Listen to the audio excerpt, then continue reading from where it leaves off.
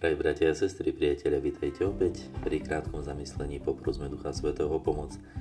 Pane, daj nám svojho ducha, aby všetko, čo budeme robiť, sme robili na väčšiu česť a slávu Tvojho mena. Ty žiješ a kráľuješ na veky vekov. Amen. Pokračujeme v príbehu o Noém, Genesis 8. kapitola. Keď uplynulo 40 dní, Noé otvoril na korábe okno, ktoré bol urobil, a vypustil krkavca.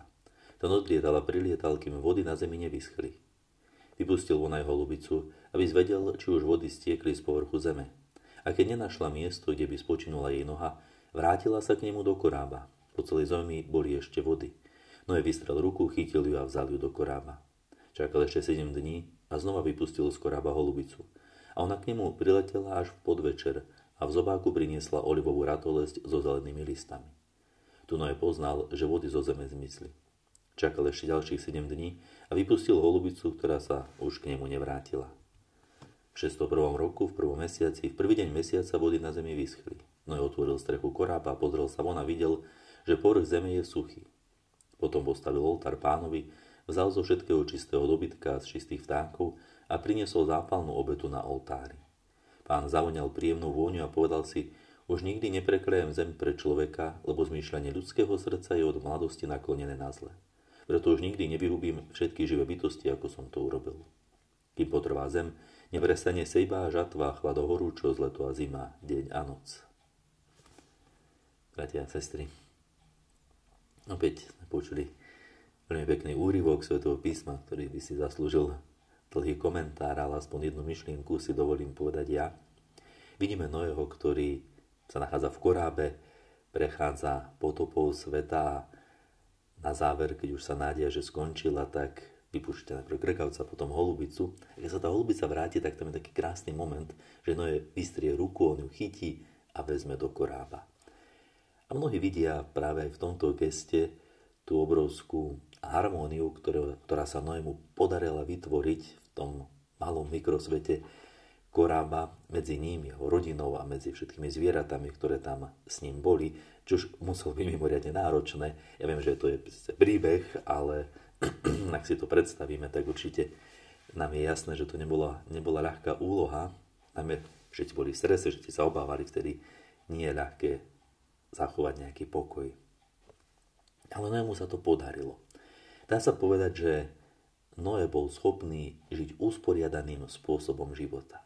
A práve táto fráza usporiadaný spôsob života sa stáva veľmi nepopulárna. Už ani nepoužívame, to už sa len zriedka kedy s ňou stretnem. A predsa, žiť život, v ktorom mám usporiadané svoje veci a svoje vzťahy, je nesmierne dôležité na to, aby som dokázal prekonať potopy, ktoré sa na mňa valia. Žiť v usporiadanej rodine pomôže mnoho jednoduchšie prekonať potopu možno aj vážnej choroby alebo nejakého problému, straty zamestnania. Mať usporiadané vzťahy potom dovoľuje mi postaviť sa výzvam, ktoré sa na mňa vždy hrnú. A preto taký ten svetácky spôsob života, alebo života, ktorý je postavený na egoizme, mysliacom si, že ja nikoho aniž nepotrebujem, že si vystačím sám a život postavený na tom, že inými buď pohrdám, alebo im dávam pocítiť ich nejakú menšosť, alebo ako to ináč poviem, tak takýto život sa vie vypomstiť práve vo chvíľach, keď sa na nás privalia potopy. Nie je ľahké žiť usporiadané kňazský život, nie je ľahké žiť usporiadané manželstvo, možno ešte náročnejšie, najmä ak je tam aj veľa detí a všetky ďalšie okolnosti, ale stojí to za to a je to potrebné.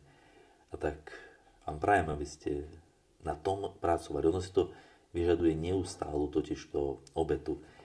Nie je to niečo, čo sa dá raz urobiť a už to mám. Noé stával dlhé roky koráb.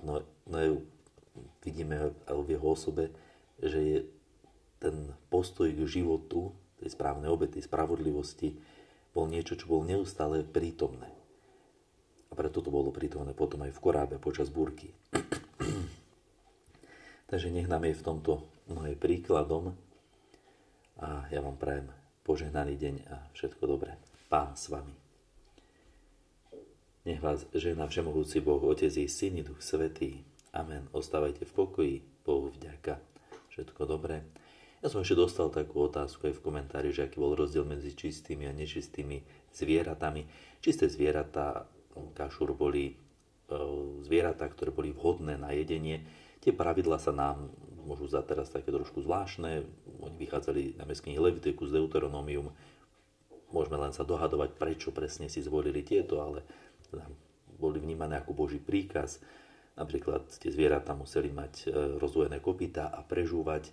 Čiže napríklad, keď prasa má rozvojené kopytá, ale neprežúva, nie to prežúva, to nebolo čisté zviera.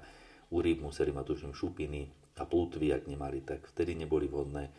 Vtáky dnes tam boli také, ktoré sa neživili mrcinami, ak som to správne pochopil, s dochlinami sa a pri hmyz bol takmer všetok zakázaný, ale niektoré druhy kobyliek, že Jan Krstiteľ ich jedával, takže tie boli prípustné. Mali to zvieratá, ktoré boli vhodné teda na jedenie a tým pádom boli vhodné aj na obetu. Preto Noé z čistých zvierat prinesie obetu Bohu, lebo to bolo chápané, že obeta je ako moment jedenia spolu s Bohom, kde sa spolu akoby stolovania, preto oltár často predstavuje stôl obetný, na ktorom je prinášané jedlo, kedy tá naša blízkosť medzi božstvom, Bohom a nami je vyjadrená práve tým spoločným stolovaním, kde je ukázaná dôvera, ak s niekým si nesadnem za stôl, ak s ním nemám dôveru. Takže práve preto boli aj na obetovanie vhodné len čisté zvieratá. To je taká myšlienka, ale možno by to chcelo hlbšiu analýzu, prečo tieto zvieratá áno a tie nie. Má to aj nejakú ďalšiu logiku, ale na to tu nie je úplne čas. Ja vám prajem príjemný deň a samozrejme pripomínam ešte stále knihu Eucharistia, tajomstvo viery. Všetko dobré, držte sa.